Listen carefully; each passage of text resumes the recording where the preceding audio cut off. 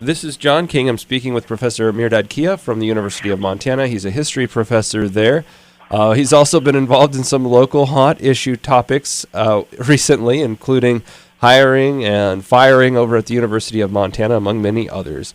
But today, reporters and community members and local media received a letter from President Royce Ingstrom responding to accusations that there was some extra selectivity based on religion and other things when it came to hiring at the University of Montana. I was wondering what you thought of his response. Thank you, John, for giving me the opportunity. I read the president's response. It really does not touch upon the issue. I think the administration is trying to turn the table around and blaming really the victims instead of really addressing the fundamental issue that at least Professor Coffin and I and our colleagues brought up in our meeting with Commissioner Clay Christian. Our issue had nothing to do with anybody's religion or religious affiliation. We brought up the issue of lack of transparency, openness in the various searches within the administration.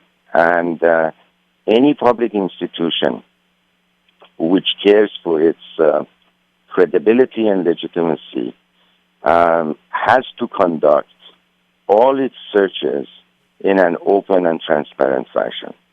And these have been lacking. I think everyone on campus is aware of it.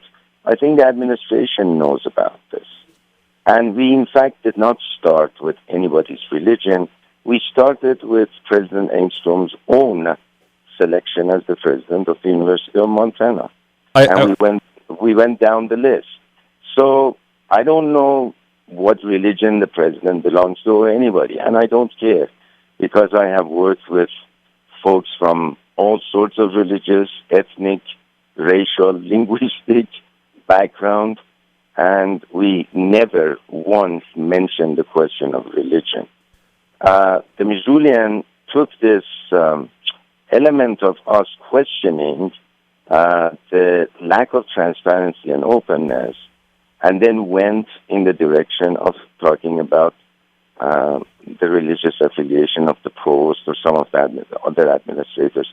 For us, it has always been the question of openness and transparency and getting the best person in the position and getting the most competent administrators in the position. And we believe that if we had done this, at least partially, we would not have been facing the crisis we are facing today. Okay.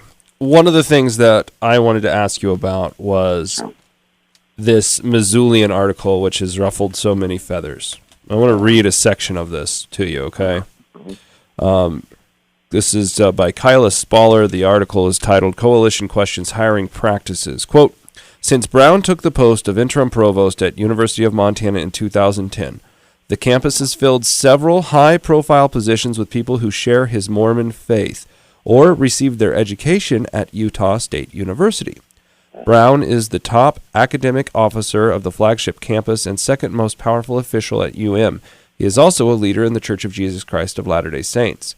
And she goes on to talk about this being sort of a unique thing at the University of Montana.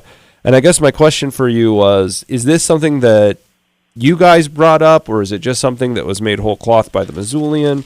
And do you sympathize with at least what they're saying here as far as what Spaller is seeing in here? Right.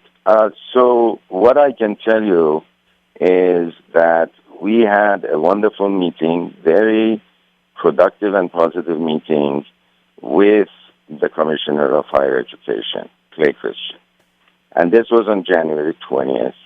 We brought a whole array of issues that have caused major issues and problems, as you are very well aware.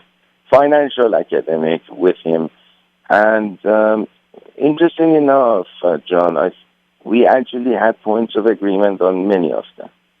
Not once the issue of religion or religious affiliation of anyone was brought up. Because I can speak for myself and my colleagues that indeed no one cares about anyone's religious affiliation at the university.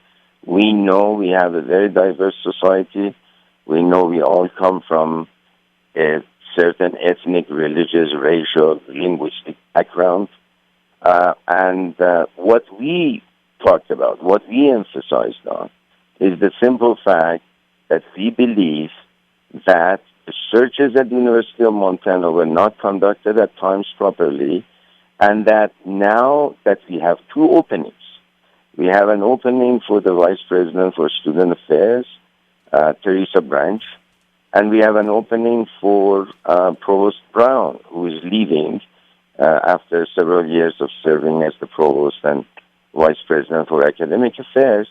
And we insisted that starting with these two searches, we would like to see a far more open and transparent process.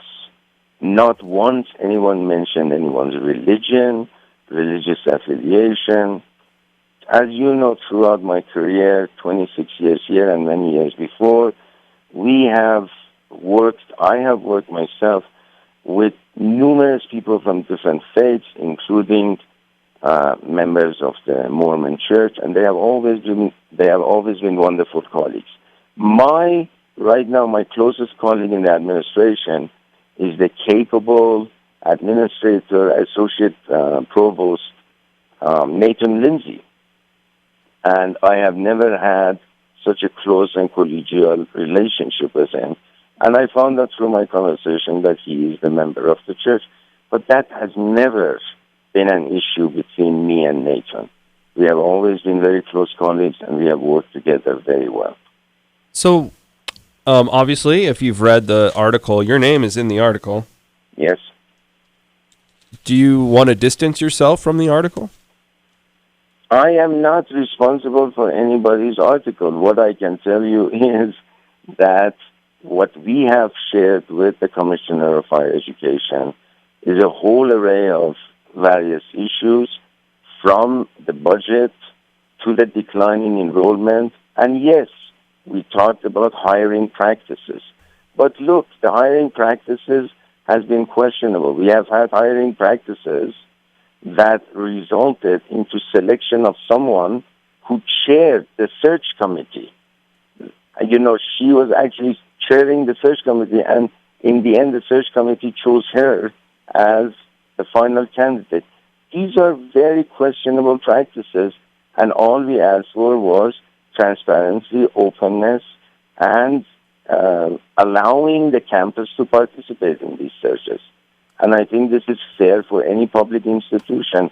And I stand by those statements, and I will defend it until the day I'm at the University of Montana. All right. Thank you so much for your time, Dr. Akia. Thank you very much, John. You have a great day, sir. Bye-bye. You too. Bye.